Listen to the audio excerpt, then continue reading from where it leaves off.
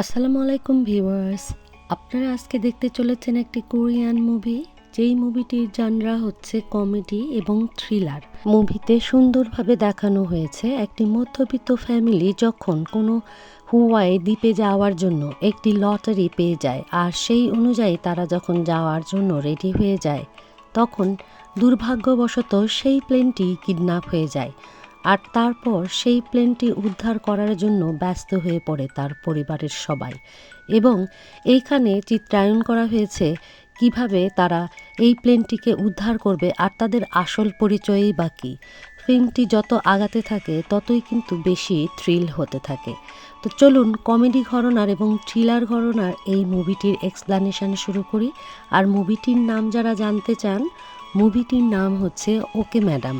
যারা আমাদের চ্যানেলে নতুন আজকেই জয়েন করেছেন তাদের জন্য রিকোয়েস্ট থাকবে চ্যানেলটিকে সাবস্ক্রাইব করে পাশে থাকা সাবস্ক্রিপশন বেলটি অন করে দিলে আমরা যখনই কোনো নতুন ভিডিও আপলোড দেব আপনাদের কাছে নোটিফিকেশান পৌঁছে যাবে। মুভিটি যদি ভালো লাগে তাহলে অবশ্যই একটি লাইক দিয়ে দেবেন। আপনাদের লাইক কমেন্টস আমাদেরকে অনুপ্রাণিত করে নতুন নতুন মুভি এক্সপ্লানেশন করতে।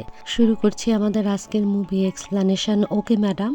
আর এই মুভিটির শুরুতেই দেখানো হয় 2009 সালে মঙ্গোলিয়ার একটি হোটেলে। সেখানে চলে গেছে মুখ বাঁধা অবস্থায় একটি মেয়ে যার নাম রুসুন, আর তার পিছনে ব্যাকআপ দিয়ে রয়েছে একটি ছেলে, এবং সেখানে প্রচণ্ড মারামারি হতে থাকে। এরপর ছেলেটি মেয়েটিকে ইশারা করলে মেয়েটি চলে যায় একটি রুমের মধ্যে একটি ডকুমেন্ট নেওয়ার জন্য। অর্থাৎ তারা এই ডকুমেন্টটি চুরি করতে এই হোটেলে এসেছে। সে যখন ডকুমেন্টটি খুঁজে পায় ঠিক সেই সময় তার কাছে একটা ভয়েস মেসেজ চলে আসে তার বাবার, এবং সেই মেসেজে তার বাবা বলে, তুমি এখনই পালিয়ে যাও, সকল লোক তোমাকে মারতে চাচ্ছে, কাউকে বিশ্বাস করো না। সে তখন যে লোকটি তাকে ব্যাকআপ দিচ্ছিল তাকেও গুলি করে সেখান থেকে পালিয়ে যায়। তার বাবাকে দেখানো হয় রাশিয়াতে যে নর্থ কোরিয়ায় নিউক্লিয়ার বোমার যে এজেন্সিটা রয়েছে সেইখানে তার বাবা কাজ করে। এরপরে আমাদের দৃশ্য চেঞ্জ করে দেখানো হয় প্রেজেন্টে লি মিয়ংকে দেখানো হয় তার একটি নিজের শপ রয়েছে বাজারে, এবং সেখানে সে নিজেই বেকারি পণ্য তৈরি করে এবং বিক্রি করে। মর্নিংয়ে সে বিক্রি করা শুরু করলে সবার আগে তার পণ্য শেষ হয়ে যায়। তারপর সে বাসায় ফেরার পথে দাম দর করে মধ্যবিত্তদের ফ্যামিলির মতোই সব কিছু বাজার করে ফেরে। এটি তার হাজব্যান্ড অবশ্য সফটওয়্যার ইঞ্জিনিয়ার, কিন্তু আসলে ঠিক করে বেড়ায় কম্পিউটার ল্যাপটপ আর ভরসা করে লটারির উপর। ড্রিঙ্কসের খাপে কোনো লটারি নেই, তাই আবার মন খারাপ করে লুকিয়ে ফেলে। তার ওয়াইফ আসতে আসতে দেখে সে প্রচুর ড্রিঙ্কস এনে রেখেছে ফ্রিজে, আর ওয়াইফ রাগ করে, বলে আবার তুমি এগুলো শুরু করেছো, এইবার প্রাইসটা কি শুনি। তখন সে জানায় এবারের সেকেন্ড প্রাইজ হচ্ছে একটি লন্ড্রি মেশিন, তোমার ওয়াশিং মেশিনটা তো নষ্ট। তার ওয়াইফ তাকে বলে যে এভাবে আর লাক টেস্ট করবার দরকার নেই, যা হবে হবে, আমি নেক্সট মান্থে কষ্ট করে হলেও যেমন করে হলেও কিনে নেব। তাদের এই কথাবার্তার মধ্যে শপের মধ্যে তখন চলে আসে একটি ছেলে, এসে বলে সব কি ওপেন হয়েছে। তখন সে তার নষ্ট কম্পিউটারটি ঠিক করতে নিয়ে আসে, সেটা ঠিক করতে থাকে। আর এরই মধ্যে তেষ্টা পেলে তার ওয়াইফ একটি ড্রিঙ্কসের বোতল বের করে ড্রিঙ্কস খেতে থাকে। হঠাৎ করে বোতলের সেই খাপটি একটু খেয়াল করে দেখে সেখানে কি যেন একটা লেখা আছে, যদিও সে বুঝতে পারে না, আমতা আমতা করে। এরপর হাজব্যান্ডকে দেখালে তার হাজব্যান্ড দেখে যে সেখানে ফার্স্ট গ্র্যান্ড প্রাইজ রয়েছে হাওয়াই। আর এটি দেখেই তো তাদের মাথা খারাপ হয়ে যায়। অর্থাৎ তার ওয়াইফ গ্র্যান্ড প্রাইজ হাওয়াই দ্বীপে ভ্রমণের টিকিট পেয়েছে তার ফ্যামিলি সহ। আর এতেই তারা লাফাতে থাকে। কিন্তু বাসায় ফিরে মিয়ং জানায় যে সে হাওয়াই যেতে চায় না, বরং এই টিকিটটা ইবেতে বিক্রি করে দিয়ে যে টাকা পাবে সেটা দিয়ে একটা ওয়াশিং মেশিন কিনে নেবে, তার ওয়াশিং মেশিনের অনেক দরকার। এরপর সে আটা মাখতে থাকলে তার মেয়ে যখন আসে তখন সে হাজব্যান্ডকে বলে, প্লিজ মেয়েকে জানানোর দরকার নেই যে আমরা এই টিকিটটা পেয়েছি, তাহলে সে মন খারাপ করবে। হাজব্যান্ড অনেক রিকোয়েস্ট করলেও সে আসলে মানে না। এর মধ্যেই মেয়ে চলে আসলে দেখে মেয়ের মন খুব খারাপ। মেয়ে এসে কাপড় খুলে বাবাকে বলে, বাবা লাইফটা আমার খুব হার্ড হয়ে গেছে। তার বাবা বলে আসলেই তাই। এই সময় তার মায়ের মোবাইলে ছবি আসে যে সে স্কুলে একটি বাচ্চাকে মেরে আহত করেছে। তারপর তার মা তার কাছে জানতে চাইলে বলে যে সে আসলে কিছুই নয়, ওই বাচ্চাটাকে কিছু রেসলিং শিখিয়েছে এবং তাইকান্দো শিখিয়েছে। এতে করে সে এমনভাবে অঙ্গভঙ্গি করে তার মাকে দেখায় আর বলে যে আমি কাউকে মারতে চাইনি। তার বাবা তাকে দেখে হাসতে হাসতে তো অজ্ঞান। আর তার মা তখন তাকে মানাতে না পেরে সেখানেই ধূপধাপ দিতে থাকে আর বলতে থাকে যে তুমি কেন তাকে মারবে আর আহত করবে, তাকে শেখানোর দরকার নাই। সে মাকে বলে আমি ব্যালেরিনা হতে চাই না, তুমি আমাকে কেন ব্যালেরিনার ড্রেস দিয়েছো আর এটা শিখাচ্ছ। করেছো। আর সে মার সঙ্গে লড়তে থাকে। এটি দেখে তো তার বাবার অবস্থা খারাপ। তার মা তাকে বোঝাতে থাকে যে কেন আসলে তাকে ব্যালেরিনা হতে হবে। বলে সবাই এত বন্ধুবান্ধবরা সব জায়গায় বেড়াতে যায়, ক্যাম্পিংয়ে যায়, অথচ তুমি কোথাও যাও না। আমি আজ পর্যন্ত কোনো ক্যাম্পিংয়ে যেতে পারিনি, কোথাও বেড়াতে যেতে পারিনি বলে কাঁদতে থাকে। আর তার মা তাকে বোঝাতে থাকলেও সে বুঝতে চায় না, ছোট বাচ্চা তো, কোথাও না গেলে তো মন খারাপ হবেই। এটা দেখে তার মায়ের মন খুব খারাপ হয়। এরপর সে যখন ঘুমিয়ে যায়, যেহেতু মেরেছে, মা খুব মন খারাপ করে দেখে তার উইশগুলো। তার উইশ ক্যাম্পিং করা, বেড়াতে যাওয়া ওভারসিজ। এরপরে এসে দেখে তার হাজব্যান্ড তার ওয়াশিং মেশিন ঠিক করার চেষ্টা করছে। তখন সে আস্তে করে হাজব্যান্ডকে বলে যে ঠিক আছে, হাওয়াই যেতে চাইলে কি করতে হবে। তার হাজব্যান্ড বলে কি বলছো তুমি? বলছে যদি হাওয়াই যেতে চাই, কারণ আসলে নারীর উইশ সেখানে যাওয়া, তাদের মেয়েটির নাম নারী। তখন সে বলে যে সত্যিই তুমি কি যেতে চাচ্ছ তাহলে? এবং হাজব্যান্ড অনেক খুশি হয়ে যায়। সে তখন বলে হ্যাঁ, নারীর জন্য হলেও আমাদের যেতে হবে। এরপর হাজব্যান্ড তাকে স্যালুট করতে যাবে, ওই সময় তার হাতের আঘাতে ওয়াশিং মেশিনটি চালু হয়ে যায়। আর এতে তো খুশিতে দুজন দুজনকে জড়িয়ে ধরে নাচতে থাকে আর লাফাতে থাকে আর বলতে থাকে যে তোমার হাতে জাদু আছে, কেমন করে সব ঠিক হলো। এরপর তারা ভিসার জন্য এবং পাসপোর্ট করে এবং পাসপোর্টের ছবি তোলা আমাদের দেখানো হয়। তো এরপর সিন কাট করে একটি মেয়েকে দেখানো হয়, সে ফোন রিসিভ করেছে। আর সেখানে আরেকজন রাস্তা দিয়ে যাচ্ছে আর ফোনে বলছে 10 বছর পর ম্যাগনোলিয়াকে খুঁজে পাওয়া গেছে, 48 ঘন্টার মধ্যে সে হাওয়াইয়ের ফ্লাইটে উঠবে। এরপর দেখানো হয় মিয়ংকে, সে তার দোকান ক্লোজ করে দিচ্ছে আর সবাইকে জানাচ্ছে যে তারা হাওয়াই যাচ্ছে। দোকান কতদিন বন্ধ থাকবে তার একটা নোটিশ সে দোকানের সামনে হাতে লিখে টাঙিয়ে দেয়। আর সকল পাড়া প্রতিবেশী যারা রয়েছে তার দোকানের আশেপাশে সবাইকে জানাতে থাকে যে সে হাওয়ায় যাচ্ছে। আর এক টিমকে আমাদেরকে দেখানো হয় এখানে, তারা গাড়ির মধ্যে টিম লিডার মোবাইলে একটি ছবি দেখিয়ে বলে মনে রেখো একে আমাদের জীবিত ধরতে হবে, তবে যদি তাড়াহুড়া করো সেই তোমাদেরকে মেরে ফেলবে, সে প্রচণ্ড স্কিল্ড। প্লেনের মধ্যে কেউ কোনো রকম চাইনিজ ভাষা বলবে না, ঠিক আছে? বলে সবাইকে দিক নির্দেশনা দিয়ে তারাও এয়ারপোর্টের দিকে যেতে থাকে। তখন এয়ারপোর্টে যাত্রীদের ভিড় এবং তার মধ্যে এই মুখে মাস্ক পরা মেয়েটাকে একটু সন্দেহজনক লাগে। আর দেখানো হয় যে তাদের টিম লিডার এই লোকটিকে পাস করার সময় যখন এই লোকটি বোর্ডিং পাস নেয় তার দিকে অদ্ভুতভাবে তাকিয়ে থাকে, কিন্তু তারা দুজনেই কেউ কারোর সঙ্গে কোনো কথা বলে না। এরপর বোর্ডিং পাস হতে হতে যখন ক্লোজ হয়ে যাচ্ছিল ঠিক সেই সময় মিয়ং চলে আসে সেখানে তার ফ্যামিলি সহ। বলে প্লিজ আমাদেরকে বোর্ডিং করতে সুযোগ দিন, এখনই ক্লোজ করবেন না। মেয়েটি বলে আমাকে চেক করে নিতে দিন প্লিজ, কারণ এটি বন্ধ হয়ে যাওয়ার সম্ভাবনা রয়েছে। কিন্তু তারা তখন কাঁদতে কাঁদতে তাদের জ্যাকেট খুলে দেখায় যে তারা সবাই নতুন ড্রেস কিনেছে শুধুমাত্র এই ভ্রমণটি করার জন্যই। মেয়েটি তারপরও ফোন করে খোঁজ নিলে জানা যায় যে এখনও গেট বন্ধ হয়নি। সেখান থেকে চেক ইন করার সময় বলে যে 2টি বিজনেস ক্লাসের সিট রয়েছে, আপগ্রেড করব কিনা ম্যাডাম। সে তখন জানায় যে আপগ্রেড করলে টাকা লাগবে না, তো তখন তাকে জানানো হয় কোনো টাকাই নয়, এটি ফ্রি। তারপর তাদের 2টা সিট আপগ্রেড করা হয় এবং মা মেয়ে চলে যায় বিজনেস ক্লাসে আর মিয়ংয়ের হাজব্যান্ড চলে যায় ইকোনমিক ক্লাসে। যেহেতু এটা তাদের ফার্স্ট প্লেন ভ্রমণ ছিল, তারা সব কিছুতে অনেক বেশি এক্সাইটেড ছিল। এরপর আমাদের মিস্টার জংকে দেখানো হয় যে তিনি কথা বলছেন যে কোনো সাসপেক্ট নেই, সবাই স্বাভাবিক আছে। আর তাকে কান পেতে শুনে কিম হে ইয়ং বলে এখানে আপনি কার সঙ্গে কথা বলছেন মিস্টার জং? মিস্টার জং জানায় মিস কিম, আমি চাচ্ছি যাতে এই প্লেন সেফলি ল্যান্ড করে এবং সেফলি যায়।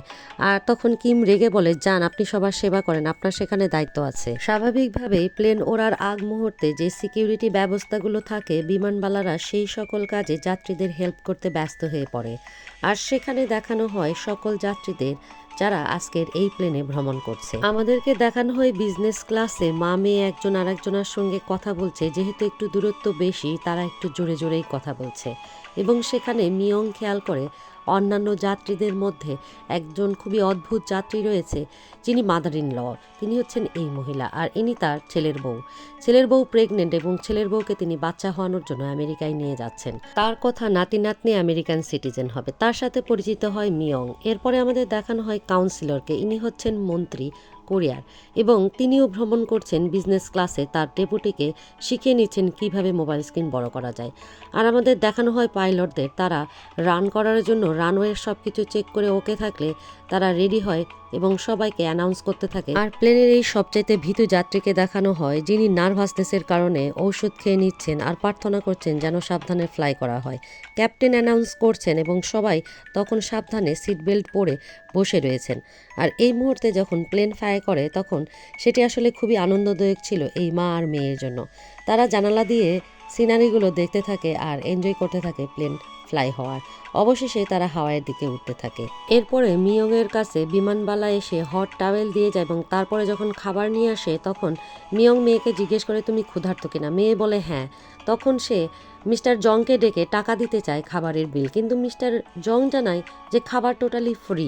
এতে তো খুবই অবাক হয়ে যায় সে, এবং সে খুবই খুশি হয় যে প্লেনে খাবারও ফ্রি, কারণ সে তো জানতো না, এটা তার প্রথম জানা হলো। এরপর আমরা দেখি ওয়াকি টকিতে একটি মেসেজ চেক করছে এই সন্দেহজনক লোকটি, এবং সেখানে মেসেজ এসেছে যে প্যাসেঞ্জারদের মধ্যে চেক করতে থাকো যে কোনো মেয়ে আছে কিনা ম্যাগনোলিয়ার মতো দেখতে।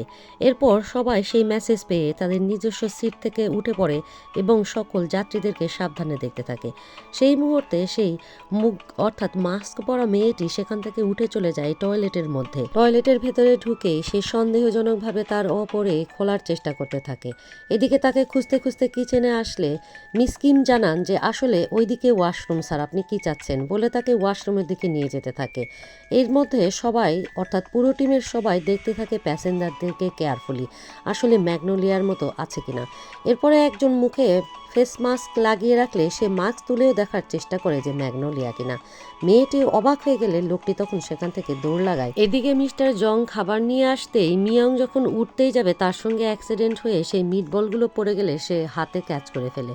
এটা তো মিস্টার জং দেখে খুবই অবাক হয়ে যায় আর বলতে থাকে ম্যাডাম আপনি বলেন আপনি কে, আপনি এভাবে ক্যাচ করতে পারলেন কিভাবে। আর সে এমনভাবে ওখান থেকে ছুঁড়ে দেয় যে তার মেয়ে মিটবল ক্যাচ করে খেতে থাকে। মিস্টার জং তখন তাকে বলতে থাকে ম্যাডাম আমি তো আপনার স্কিল দেখে ফিদা হয়ে গেছি, আপনি কি কোনো ফিল্ম স্টার নাকি আপনি এনআইএসের কোনো সদস্য। মিয়ং বলতেই যাবে যে সে একজন ছোট ব্যবসায়ী মিওচং সিটি কর্পোরেশনের, কিন্তু এতে মিস্টার জং ভেবে নেয় সে সিটি কর্পোরেশনের মেয়র, এবং সে তার আর কোনো কথা না শুনে লাফাতে লাফাতে তার বস মিস কিমকে গিয়ে বলে মিস কিম এখানে মেয়র ভ্রমণ করছেন দেখুন উনি। তখন মিস কিম জানান উনি মেয়র না, উনি হচ্ছে একজন হাউসওয়াইফ। তো বলে যে এখানে কিন্তু কংগ্রেসম্যান আছে কোরিয়ার, তাকে আপনি চিনেন তো। বলে কংগ্রেসম্যান ইকোনমিক ক্লাসে আর একজন মেয়র এই বিজনেস ক্লাসে। তখন তাকে মিস কিম জানান যে না, তিনি সোয়াপ করেছেন আর এখন আপনিও চলে যান ইকোনমিক ক্লাসে। এরপরে আমাদের ইকোনমিক ক্লাসে দেখানো হয় সবাই খুঁজে বেড়াচ্ছে আসলে ম্যাগনোলিয়াকে। মিয়ংয়ের হাজব্যান্ড তার পাশের যাত্রীর সঙ্গে পরিচিত হলে পাশের যাত্রী বলে আপনি কি একা না ফুল ফ্যামিলি, উনি কি আপনার ওয়াইফ। এরপরে লোকটি তাকালে তো তারা দুজনাই ভয় পেয়ে যায়, আসলে সেটি ছেলে, লম্বা চুলওয়ালা। বয়স্ক যাত্রী জানায় যে তিনি আমেরিকায় যাচ্ছেন তার নাতনি এবং মেয়েকে দেখার জন্য, নাতনির জন্য তিনি ডলও নিয়ে যাচ্ছেন এবং সেই ডল দেখান তিনি তাকে। আর তখন সে জানায় যে তার ওয়াইফ এবং বাচ্চাও আছে, কিন্তু তারা বিজনেস ক্লাসে আছে আর সে ইকোনমিক ক্লাসে ভ্রমণ করছে। এরপর আমাদেরকে আবারও বিজনেস ক্লাসে দেখানো হয়, সেখানে মিয়ং আসলে পেটের যন্ত্রণায় অস্থির হয়ে গেছে। এরপর সে টয়লেটে গিয়ে দেখে টয়লেটে অলরেডি একটা মেয়েটি তো তাকে দেখে তাড়াতাড়ি করে টয়লেটের দরজা লাগিয়ে দিলে সে বারবার ধাক্কাতে থাকে, তার কারণ সে খুব এমার্জেন্সিতে রয়েছে। টয়লেটের বাইরে দাঁড়িয়ে সে ভিতরের মেয়েটার সঙ্গে কাকুতি মিনতি করতে থাকে প্লিজ প্লিজ বলে। তারপর তার মেয়ে তাকে ডাকলে সে তখন মেয়ের কাছে এসে জানায় যে তার খুব পেট ব্যথা করছে, টয়লেটে যাওয়া জরুরি। এরপর সেখানে বিমানবালা এসে তাকে জানায় এখানে আরও টয়লেট রয়েছে। সে একটু স্বস্তি পায়। তারপর সে হাজব্যান্ডকে খুঁজতে থাকে মেয়েটিকে একটু দেখে রাখার জন্য। সে অবশেষে তার হাজব্যান্ডকে ইকোনমিক ক্লাসে পেয়ে গিয়ে হাজব্যান্ডকে জানাতে থাকে যে সে একটু টয়লেটে যাবে, তার মেয়েকে যেন একটু সামাল দিতে থাকে তার হাজব্যান্ড তো বয়স্ক ব্যক্তির সাথে একেবারে ভাব জমিয়ে ফেলেছিল, এখন আবার ইন্টারাপশন, কি আর করা। মেয়ের কাছে যাওয়ার আগে লোকটিকে বলে আমি এখনই আসছি। এরপর দেখানো হয় মিয়ংকে, সে টয়লেট খুঁজতে খুঁজতে সেই সকল গ্যাংয়ের কাছে চলে আসে, দেখে সেখানে 6 জন লোক দাঁড়িয়ে প্ল্যান করছে, কিন্তু তাদের কোনো কথাই সে শুনতে পায় না। বলে আপনারা সবাই কি ওয়াশরুমের জন্য লাইন ধরেছেন। এত বড় লাইন দেখে সে তো একেবারে অবাক হয়ে যায়। চাইনিজ লোকটি কিছু বলতেই যাবে তার মুখ চেপে ধরে আর একজন আর বলে হ্যাঁ ম্যাডাম লাইনে দাঁড়ান, এটা একটা লাইন। আর তার হাজব্যান্ডকে দেখা যায় মেয়েকে খুঁজে চলে এসেছে। বিজনেস ক্লাস দেখে অবাক হয়ে যায় আর চিল্লাতে থাকে। মেয়ে তখন তাকে চুপ করতে বলে। এরপরে দেখানো হয় যে মিয়ং অবশেষে একটি ফাঁকা টয়লেট পেয়ে বসে পড়েছে টয়লেট করতে। এরপরে আমাদের লি চইকে দেখানো হয়। লি চই তখন বসে আছে আর তার পিছনে সেই লোকটি এসে বলে আমরা ম্যাগনোলিয়াকে পাইনি ইকোনমিকে, বিজনেসে এখনও দেখিনি। লি চই বলে বিজনেসে যাওয়ার দরকার নাই, প্ল্যান বি এখন চলবে। সবাইকে মেসেজ দিলে চাইনিজ লোকটি বলে তাহলে মিশন বি এখন চলবে। আর এই কথা মিস্টার জং শুনতে পায়। মিস্টার জং মিস লির কাছে গিয়ে বারবার বোঝানোর চেষ্টা করে যে এখানে অনেক সাসপিসিয়াস লোক এবং তারা একটা মিশন সাকসেসফুল করার কথা বলছে, আমি নিজে গানে শুনেছি, মিসলি আমার কথা শুনুন। কিন্তু মিসলি তাকে পাত্তায় না দিয়ে ধাক্কা দিয়ে বলে এখন তো আপনি কিচেনে কাজ করবেন আর বাইরে যাবেন না।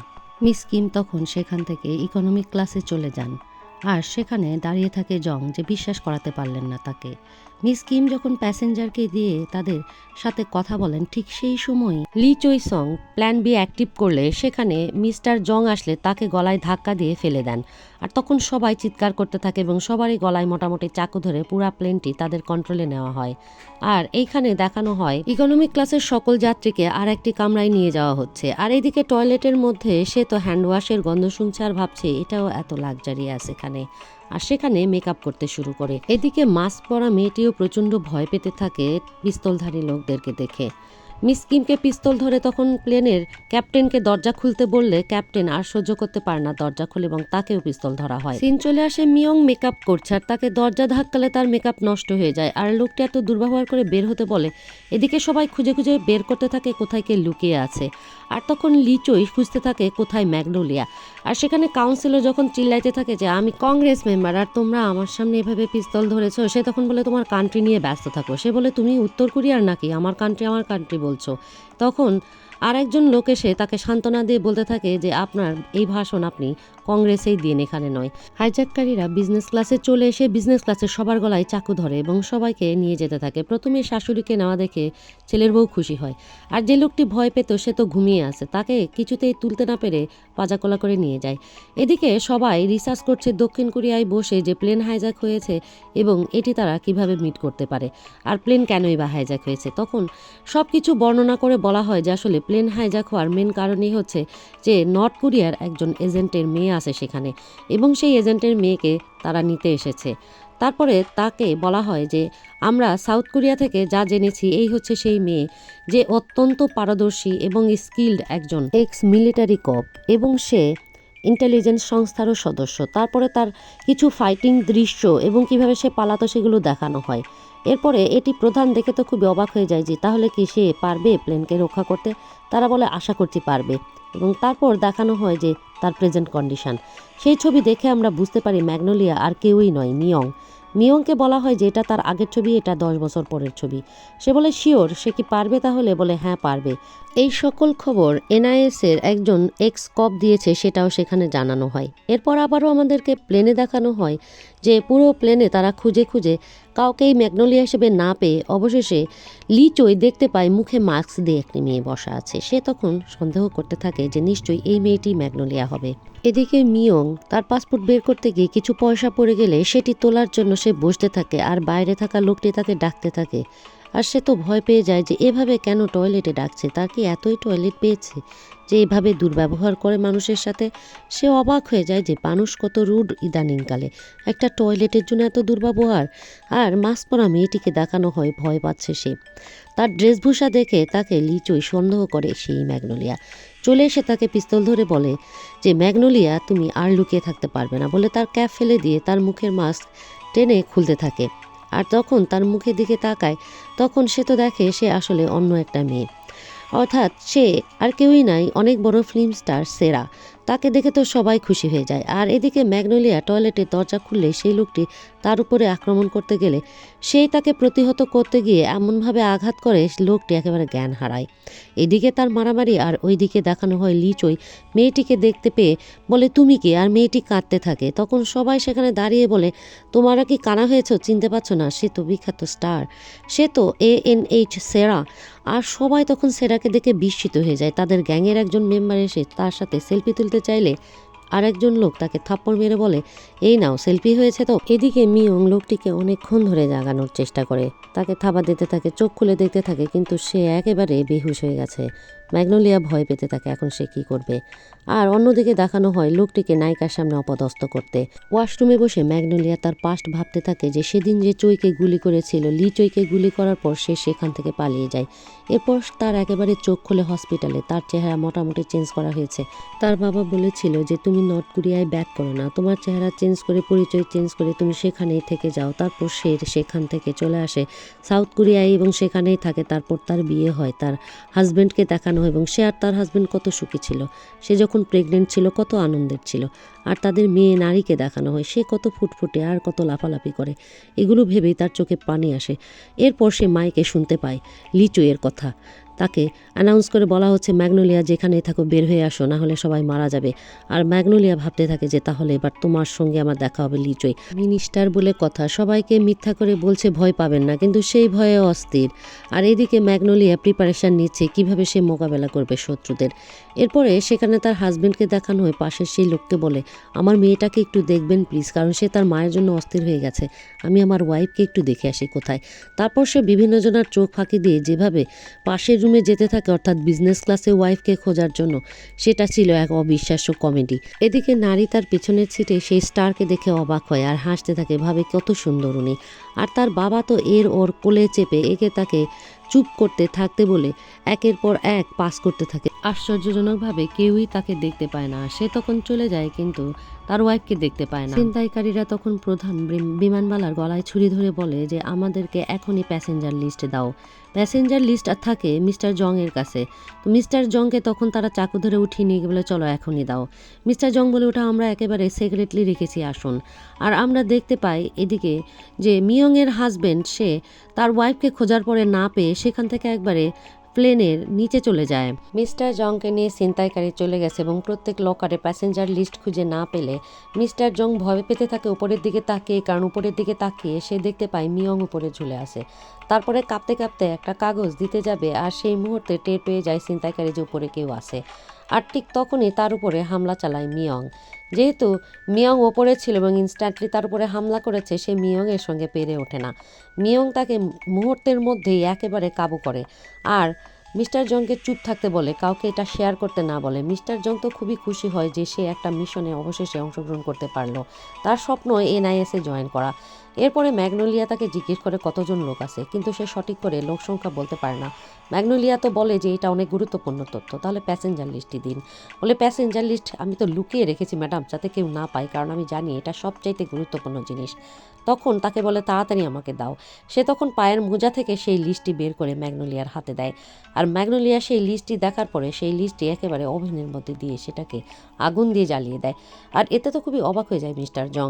মিস্টার জংকে তখন বলে যে এখন থেকে আমরা তাহলে একটা মিশনে নামলাম, আর সেটা হচ্ছে প্রোটেক্ট দ্য প্লেন।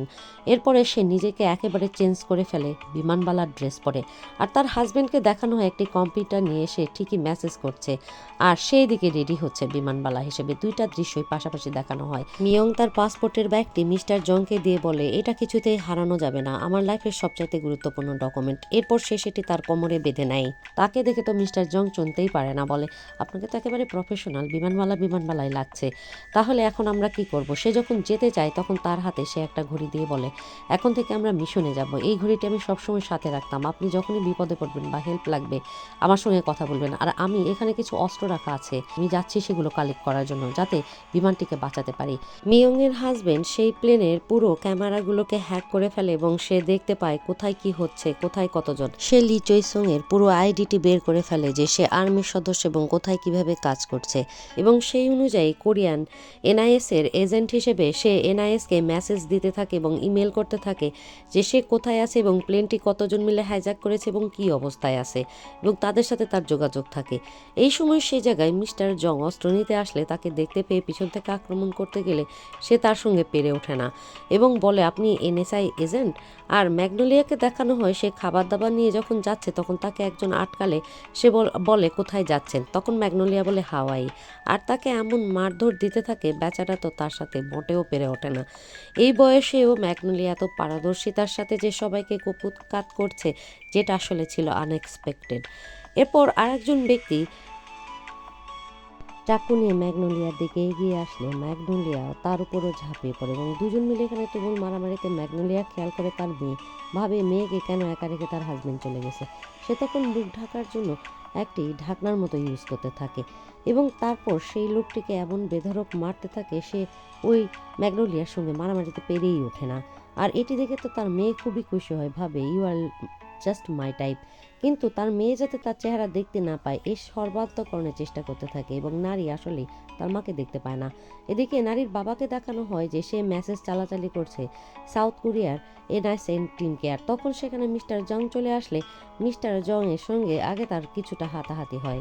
মিস্টার জংকে সে জানায় যে সে সত্যি NIS এর মেম্বার এবং সে প্লেনকে রক্ষা করতে চায়। অলরেডি সে প্লেনের সব কিছু হ্যাক করেছে। তারপর সে মোবাইল দিয়ে কথা বলাই দেয় তখন তার সাথে, অর্থাৎ ম্যাগনোলিয়ার সাথে, এবং বলে যে আর একজন মেম্বার আছে এবং টিনের। তারা দুজন হাজব্যান্ড ওয়াইফ একে অপরের সাথে কথা বলে কিন্তু কাউকে না চিনে। কিন্তু এদিকে যখন সে বলে কি প্ল্যান এবং কিভাবে আগাতে হবে, ম্যাগনোলিয়া তখন হঠাৎ করে ফোন কেটে দেয়। ভাবে লোকটি এরকম করে কথা বলছে কেন, তার কি ডিসেন্ট্রি হয়েছিল নাকি? আর এই লোকটির বউ নিশ্চয়ই অনেক হ্যান্ডফুল হবে। এরপরে সে সেই মুখটা ওইরকম ঢাকা অবস্থায় এদিক ওদিক দেখতে থাকে আর কোথায় কোন লোক আছে। আর সে তখন ম্যাগনোলিয়াকেও দেখতে পায় যে ম্যাগনোলিয়া সেখানে দাঁড়িয়ে আছে, কিন্তু তার মুখটি দেখতে পায় না। ম্যাগনোলিয়া তখন সেখানে একটু ওয়ার্ম আপ করে নিলে সে বলে যে তুমি তোমার মতো বাঁচাও আর আমি এদিকে কাজ করি। এর মধ্যে আবারও যাত্রীদের দেখানো হলে ঘুমন্ত সেই লোকটিকে দেখানো হয় ঘুমিয়েই আছে।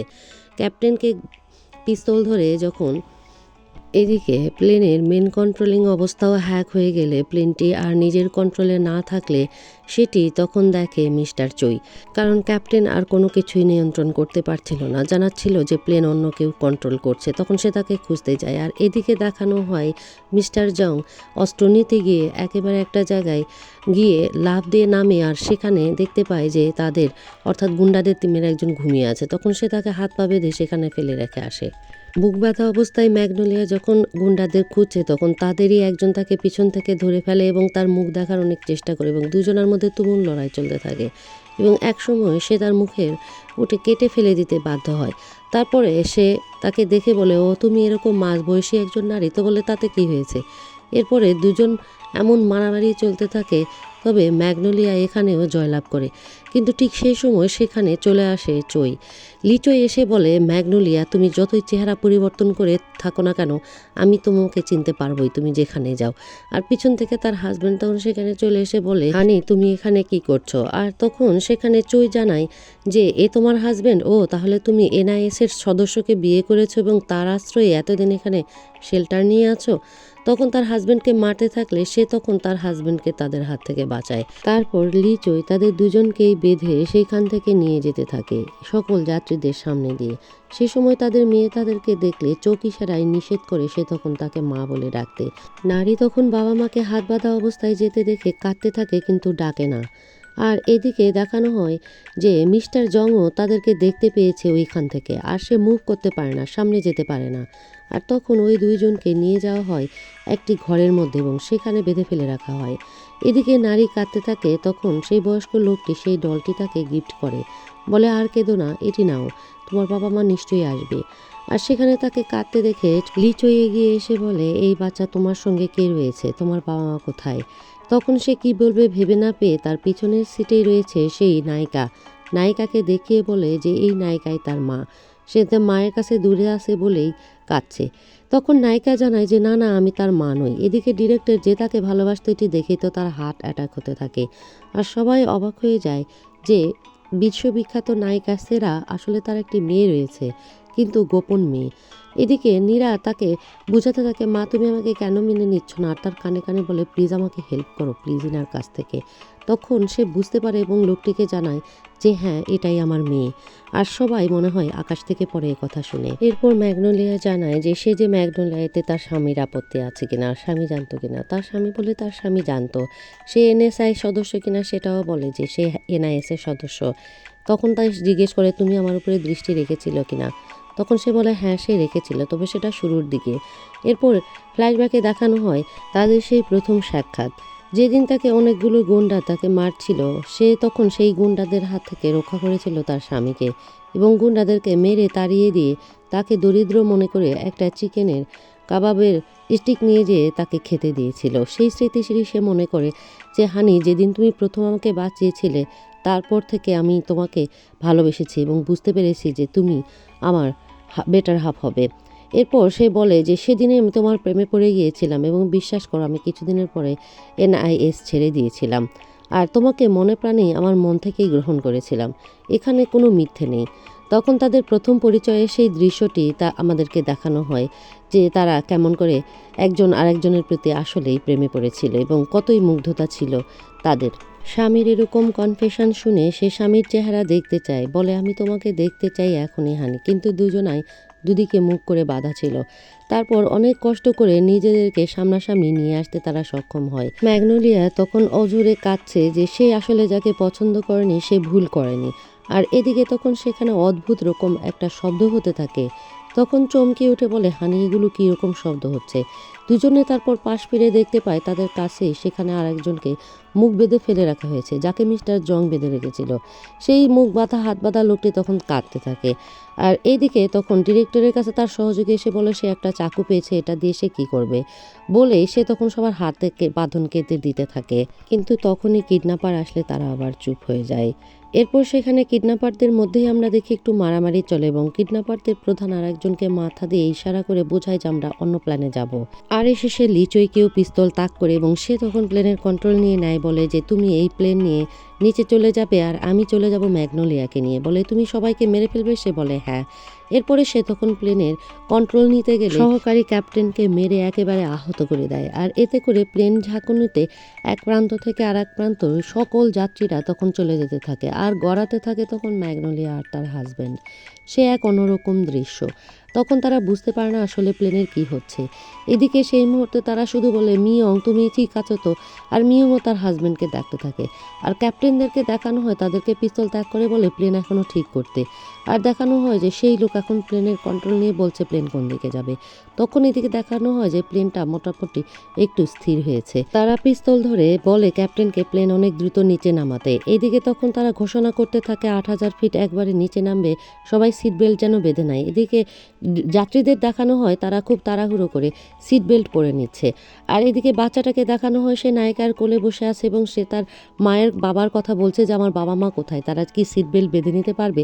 তখন তার বাবা মাকে দেখানো হয় সেখানে দড়ি বাঁধা অবস্থায় এবং সেই জায়গায় লিচয়ে চলে আসে।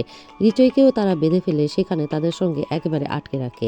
এরপর তাদের আদেশে ক্যাপ্টেন প্লেনটিকে খাড়া নিচের দিকে নামাতে থাকলে যে যেখানে সিট বেল্ট বাঁধা অবস্থায় ছিল না তারা সেখানে পড়ে যায় এবং এই তিনজন তো একেবারে নিঃশ্বাসই নিতে পারে না।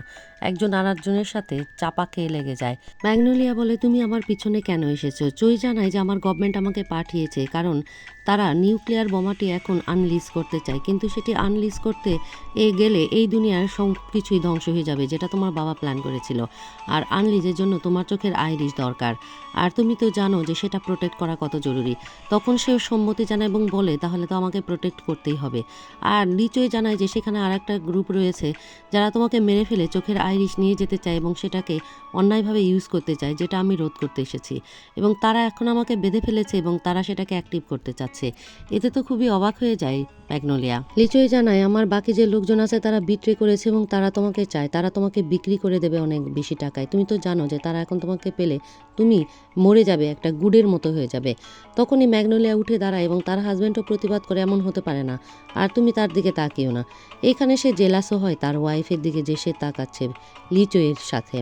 এরপর তারা দুজন মিলে মিশন অ্যাক্টিভ করে যে যেভাবেই হোক আসলে ম্যাগনোলিয়াকে তাদের হাত থেকে এখন বাঁচাতে হবে। লিচয় সং ম্যাগনোলিয়াকে বলে তুমি সেদিন আমাকে কেন গুলি করেছিলে। তখন ম্যাগনোলিয়া তাকে জানায় ওই দিন আমি গুলি করেছিলাম কারণ আমার বাবা বলেছিল যেন আমি কাউকে বিশ্বাস না করি, তাই আমি তোমাকেও বিশ্বাস করতে পারিনি।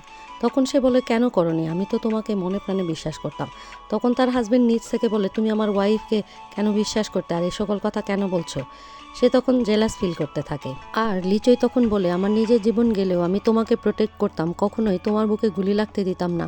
অর্থাৎ লিচয় তাকে অনেক আগে থেকেই অনেক বেশি পছন্দ করত। ম্যাগনোলিয়া সেটা এখন বুঝতে পারে আর লিচয়কে বলে যে আসলে আমি তখন কাউকেই বিশ্বাস করতে পারিনি, সেই জন্য তোমার কাছে অনেক দুঃখিত। আর এরই মধ্যে তার হাজব্যান্ড সেখান থেকে উঠে দাঁড়িয়ে পড়ে কারণ সে কিছুতেই বিশ্বাস করতে পারছে না যে তার ওয়াইফকে তারও আগে থেকে কেউ পছন্দ করত। এরপর সেই রুমে মিস্টার জং এসে দেখে যে তারা সবাই মোটামুটি বাধা অবস্থায় আছে এবং বাঁধন মুক্ত করে। আর এদিকে ড্রাইভারকে দেখা যায় নতুন করে সে জিম্মি করেছে এবং তার টিমকে অর্ডার করছে যেভাবেই হোক আমরা এই প্লেনকে নিয়ে যাব এবং আমরা ম্যাগনোলিয়াকে জীবিত অবস্থায় নিয়ে যেয়ে সেল করে দিব। তার হাজব্যান্ড আবার এখানে এসে বসে কম্পিউটারের অর্থাৎ ল্যাপটপ নিয়ে কিভাবে প্লেনকে রক্ষা করা যায় সেই লক্ষ্যে কাজ করতে থাকে এবং সবাইকে ভিডিওতে দেখতে থাকে আর জানাতে থাকে তার ওয়াইফকে কোথায় কে আছে। আর মিস্টার জংকে বলে যেভাবে হোক প্লেনের লাইটগুলোকে অফ করে দিতে, তাহলে অন্ধকারে তারা বেশি সিকিউরড হবে এবং তাদেরকে আমি হেল্প করতে পারবো। তখন সেখান থেকে মিস্টার জং আদেশ পেয়ে চলে যায় লাইট বন্ধ করার জন্য। এরপর আমরা অন্ধকারের মধ্যে টিমবদ্ধ হয়ে এই চারজনকে দেখি তারা এগিয়ে আসে প্লেনের সবাইকে কিডন্যাপারের হাত থেকে বাঁচাবে বলে এবং সে এক তুমুল মারামারি শুরু হয়ে যায়। যখন তারা টিম বদ্ধ হয়ে সবার সঙ্গে মারামারি করছে, তখন যাত্রীরাও মনে হয় উৎসাহিত হয়ে যায় যে না, তারা কিডন্যাপারদেরকে থামাতে পারবে। এবার আর মিয়ং একা না, তার মেয়ে তাকে দেখে তো আরও উৎসাহ দিতে থাকে, আর বিমানবালারা সবাই মিলে যে যাকে পাচ্ছে সেটা দিয়েই মারতে থাকে, কেউই কম যায় না। হাতের কাছে যদি ড্রিঙ্কসেরও বোতল পায় তা দিয়েও মারছে। এখানে মিয়ংয়ের মারামারির কাছে দেখা যায় যে সবাই কাবু হয়ে যাচ্ছে এবং লাস্ট পর্যন্ত যে মিয়ংকে মেরে ফেলতে চায় এবং মিয়ংকে বিক্রি করে দিতে চায় তার সঙ্গে মিয়ংয়ের মোকাবেলা শুরু হয়ে যায়, আর তাকে হেল্প করতে থাকে লি চুই। পর তাদের সবাইকে কুপকাত করে একবারে দড়ি দিয়ে বেঁধে ঠিক তাদেরকে যেভাবে ফেলে রাখা হয়েছিল, তো তারাও সেই কিডন্যাপারদের ওইভাবে দড়ি দিয়ে বেঁধে ফেলে রাখে। মিস্টার জং এসে তার ব্যাগটা দিয়ে দেয়, আর মিয়ং তখন তার হাতের ঘড়িটি তাকে ফেরত দিলে সে অনেক খুশি হয়, বলে তার অনেক শখ ছিল যে সে এনআইএসে কাজ করবে। কিন্তু সে আবারও স্যালুট করে মিয়ংকে। মিয়ং চলে গেলে সে আবারও ঘড়ি দিয়ে কথা বলতে থাকে। এদিকে দেখানো হয় সে বয়স্ক লোকটি তাদের মেয়েকে ডলটি দিয়ে তাদের সঙ্গে নিয়ে যাচ্ছে। অদ্ভুতভাবে বৃদ্ধ লোকটির চশমা পরে থাকে সিটের উপরে, অর্থাৎ বোঝা যায় যে আসলে তার চোখ ঠিক আছে, সে এখানে অভিনয় করছে। এরপরে দেখানো হয় হাজব্যান্ড ওয়াইফকে। তার হাজব্যান্ড তো লেগেই আছে লি চুইয়ের সঙ্গে, এবং লি চুইকে সে কিছুতেই সহ্য করতে পারছে না। কেন লি চুই তার ওয়াইফকে পছন্দ করে, এটাই হয়ে গেছে এখন লি চুইয়ের দোষ। লি চুইকে দেখিয়ে দেখিয়ে সে বরঞ্চ বেশি ওয়াইফের প্রতি একটু কেয়ার দেখাতে থাকে, আর ঠিক সেই মুহূর্তে এই কেয়ার ভেঙে দিতে আসে সেই বৃদ্ধ লোকটি তাদের মেয়েকে নিয়ে একদম পিস্তল ধরে তাক করে তাকে, আর বলে যে তার সঙ্গে যেতে হবে যেভাবেই হোক ম্যাগনোলিয়াকে। আর ম্যাগনোলিয়ার হাজবেন্ড তার সামনে দাঁড়িয়ে বলে যে না, আমার ওয়াইফকে তুমি কিছুতেই নিয়ে যেতে পারবে না, তাকে নিয়ে গেলে আমি আর আমার সন্তান বাঁচবো কিভাবে। তখন সে বলে তোমার বাবাকে আমি শেষ করেছি, প্রয়োজন পড়লে আমি তোমার হাজবেন্ড বাচ্চা সবাইকে শেষ করে ফেলবো। এবং আমাদের ফ্ল্যাশব্যাকে দেখানো হয় যে তার বাবাকে গুলি করে মেরেছে এই লোকটি, এবং এরপর সে তখন গুলি তাক করে থাকে ম্যাগনোলিয়ার দিকে। ম্যাগনোলিয়া বলে আমি যাব, তোমার কোনো সমস্যা নেই, তুমি কাউকে মেরো না। কিন্তু তার হাজব্যান্ড তাকে যেতে দিতে চায় না, এবং তার হাজব্যান্ড যখন তার একটি খেলনা পিস্তল বের করে তাকে মারতে যাবে, কিন্তু আসলে পিস্তলটা খেলনা পিস্তল, তখন সে সেটা বুঝতে পারে। আর সেই বৃদ্ধ লোকটি বলে তুমি তো একেবারেই গুড ফর নাথিং। আর তখন সে তার হাজব্যান্ডকে গুলি করে দেয়। তার হাজব্যান্ড সেখানে পড়ে গেলে সে কাঁদতে থাকে, বলে যদি এখন না যেতে চাও তাহলে তোমার বাচ্চাকে মেরে ফেলবো। তখন ম্যাগনোলিয়া তার সঙ্গে যাওয়ার জন্য রাজি হয়, এবং মেয়ে তখন কাঁদতে থাকলে মেয়েকে সে কানে কানে ইশারায় কি একটা কথা বলে, যেটা আমাদেরকে দেখানো হয় না। মিস্টার জং সহ সকল বিমানের যাত্রী বিমানবালাদের চোখ তখন এই দিকে আটকে আছে যে এই বাচ্চাটার কাছ থেকে তার মাকে নিয়ে যাওয়া হচ্ছে, আর তার বাবাকে গুলি মেরে মেরে ফেলে দেওয়া হয়েছে। তখন বাচ্চাটাকে শান্ত করে ম্যাগনোলিয়া বাচ্চাটাকে সেই সেরার কাছে দিয়ে যায়। সেরা আর ডিরেক্টর সেখানে তাড়াতাড়ি চলে আসে, এবং বাচ্চাটাকে সে বলে যে আমি যাচ্ছি তাহলে, বলে সে আস্তে আস্তে যেতে থাকে। আর সেই লোকটি পিস্তল ধরেই তাকে বিমানের দরজাটি খুলে ফেললে এত বাতাসে সবাই একেবারে অস্থির হয়ে যায়। আর ম্যাগনোলিয়া সেখানে একটা হ্যান্ডেল ধরে নিজেকে আটকাতে থাকে যেন সে না পড়ে যায়। আর একটু পরে তার মেয়েকে সে তখন চোখ দিয়ে ইশারা করলেই তার মেয়ে বুঝতে পারে এখন কি করতে হবে। মেয়েটি তখন সেই ডলটি ফেলে দেয় এবং সে ধাক্কা দিয়ে ফেলে দেয় সেই লোককে, আর ডলটি বিমানের বাইরে গিয়ে একেবারে বাস্ট হয়ে যায়। সৌভাগ্যবশত বিমানটি তখন তার পাশ দিয়ে চলে যায় এবং বিমানের কোনোই ক্ষতি হয় না। এদিকে ম্যাগনোলিয়া ব্যাক করে তার হাজব্যান্ডের কাছে। হাজব্যান্ডকে জাগানোর চেষ্টা করলে দেখে হাজব্যান্ড একটি জ্যাকেট পরে আছে বুলেট প্রুফ। তখন সে তাকে থাবা দিতে থাকে ওঠার জন্য। সে না উঠলে তার বুকে আঘাত করতে থাকলে হঠাৎ করে সে নিঃশ্বাস নিতে পারে এবং বিশ্বাসই করে না যে সে বেঁচে আছে। তারপর তো সে আনন্দে হানি হানি বলে তার ওয়াইফকে জড়িয়ে ধরে আর মেয়েকে জড়িয়ে ধরে। এই দৃশ্যটি দেখে খুবই খুশি হয় লিচুই, এবং লিচুই সং মনে করে তখন ফ্ল্যাশব্যাকে যে সে তাকে আসলে বুলেট প্রুফ জ্যাকেটটা দিয়েছিল, বলেছিল এই নাও তোমার জন্য এই গিফটটি দিলাম। সে প্রথমত জ্যাকেটটি পরবেই না, তারপর সে তার গায়ের উপর ফেলে দিয়ে বলে পরে নাও, এতে তুমি সেফ থাকবে। এরপর আর আসলে দৃশ্য দেখানো হয়নি সে পরে নিয়েছে কিনা। এখন সে ফুটোতে হাত দিতে থাকে আর লিচুই সং রেডি বাইরে চলে যাওয়ার জন্য। লিচুই সং জিজ্ঞেস করে তুমি সুখে আছো তো? তখন সে জানায় যে সে সুখে আছে, সে ভালো আছে, আর বলে গুসং তুমি ভালো থেকো, হ্যাপি থেকো, এটাই আমি সবসময় চেয়েছি।